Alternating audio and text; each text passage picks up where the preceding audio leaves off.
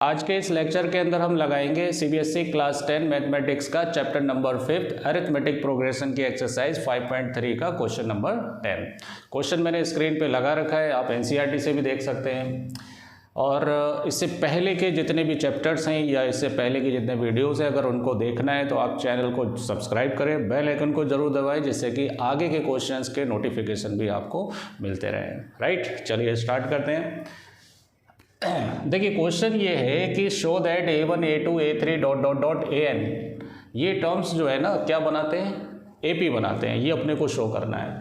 अब ये आएंगे कहाँ से, उसके लिए उन्होंने an की वैल्यू दे रखी है। तो इसमें दो पार्ट है, फर्स्ट पार्ट में an ये दे रखा है अपने को, और दूसरे पार्ट में an ये दे रखा है। तो अभी ये कोई टाइप का एक सीक्वेंस है। अब इस सीक्वेंस को तुम्हें ये बताना है कि ये क्या फॉर्म कर रहा है, अरिथमेटिक प्रोग्रेशन फॉर्म कर रहा है, AP फॉर्म कर रहा है। तो ये कैसे बताएंगे, तो n टर्म अपने को दे रखा है, 1 पुट करेंगे तो a1 आ जाएगा n के प्लेस पर, 2 पुट करेंगे तो a2 आ जाएगा, 3 पुट करेंगे तो a3 आ जाएगा। तो इस तरह से आप सारे टर्म्स क्या कर सकते हैं, फाइंड कर सकते हैं। और फिर हमें ये बताना है कि ये टर्म्स AP फॉर्म कर रहे हैं या नहीं कर रहे हैं। राइट, इसके बाद हमें बताना है कि इनके फर्स्ट 15 टर्म का सम भी फाइंड करना है कि इनके 15 टर्म का सम क्या होगा अगर ये AP में होते हैं तो। राइट, चलिए स्टार्ट करते हैं। फर्स्ट पार्ट देखिए, फर्स्ट पार्ट में an दे रखा है 3 + 4n। अगर मैं n के प्लेस पर 1 पुट कर दूं तो यह आएगा 3 + 4 × 1 = 3 + 4 = 7। कितना आएगा, 7।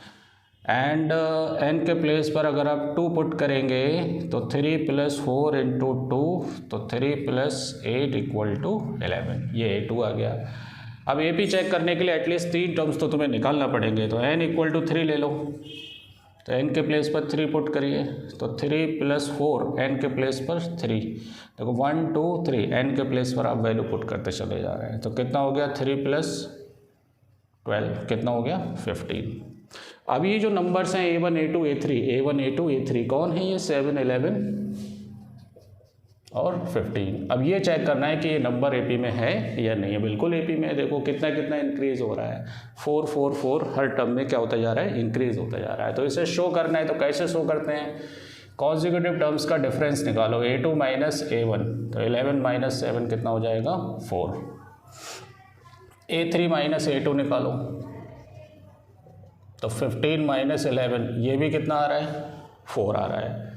तो यहाँ से क्या पता चला कि a2 - a1 और a3 - a2 कॉन्जिक्यूटिव टर्म्स का डिफरेंस कॉमन आ रहा है, दैट इज़ 4। तो यहाँ से D किसके बराबर हो गया, 4 के बराबर हो गया। तो therefore we can say that 7 11 15 ये नंबर्स किस में हैं, AP में है ना।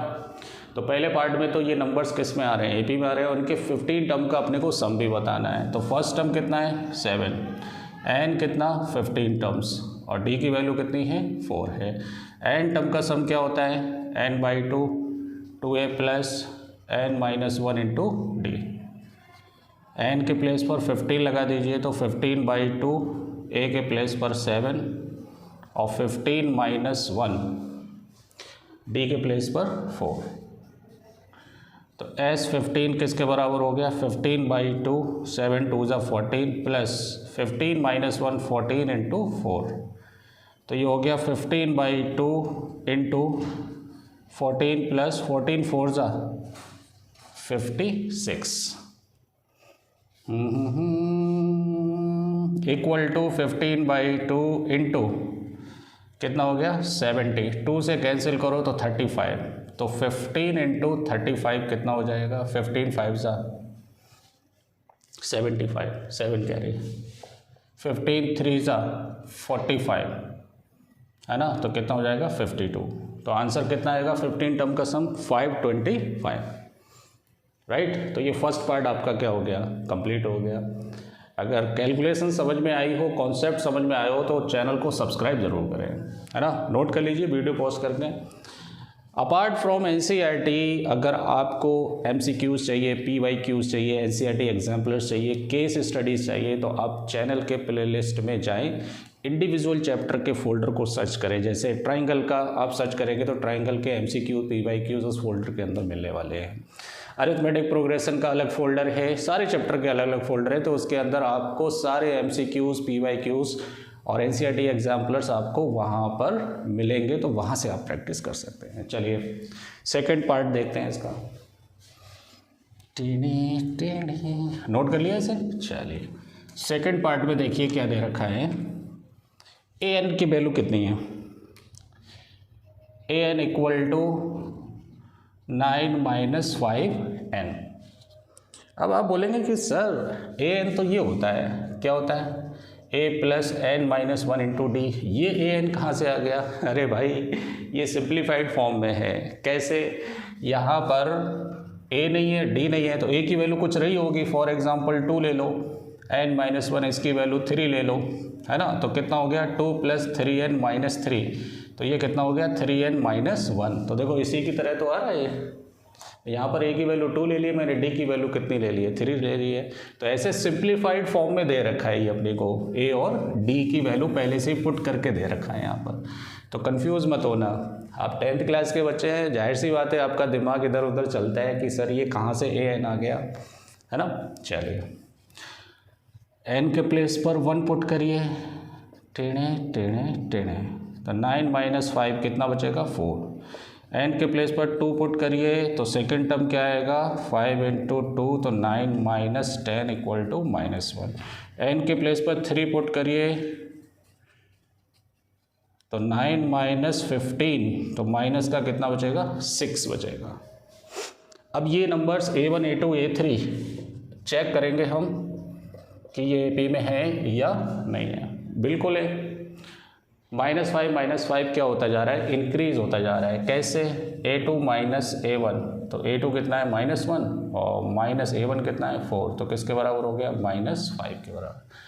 A3 - A2 -6 -1, तो -6 + 1 = किसके बराबर? -5। तो यहाँ से A2 - A1 किसके बराबर हो गया? A3 - A2 which is -5। So therefore these numbers कौन कौन? 4 - 1 - 6 ... आर इन AP। तो ये AP में है। ये पार्ट सॉल्व हो गया आपका, है ना। अब अपने को 15 टर्म का क्या बताना है? सम बताना है। तो इसके लिए फर्स्ट टर्म कितना हो गया? 4, d कितना हो गया? -5, और n = कितना हो गया? 15। तो n क्या होता है? n/2, 2a + n - 1 × d।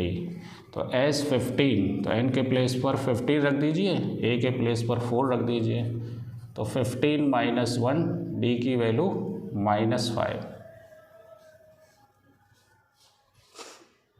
Simplify करिए, तो 15/2, 4 × 2 = 8 + 14 × -5, तो 15/2 8 माइनस प्लस माइनस माइनस 14 5 ज़ा कितना हो गया? 70 हो गया। अब यहाँ से सॉल्व करेंगे 15/2 इंटू 70 में से 8 माइनस करेंगे तो कितना बचेगा? 62 बचेगा माइनस का 62। 2 से कैंसिल करेंगे, 2 3 ज़ा 2 1 जा, तो ये माइनस बाहर आ जाएगा और 15 × 31 हो जाएगा। मल्टीप्लाई करिए, 15 1 जा 15, 15 3 ज़ा 45, कितना हो गया? 46। ये इसका 15 टर्म का क्या आ गया? सम आ गया। ये क्वेश्चन आपका कंप्लीट हो गया। तो बने रहे चैनल के साथ, चैनल को सब्सक्राइब करें, बेल आइकन जरूर दबाएं। शाम को 8 बजे आपको प्रॉपर क्वेश्चन का नोटिफिकेशन मिलने वाला है।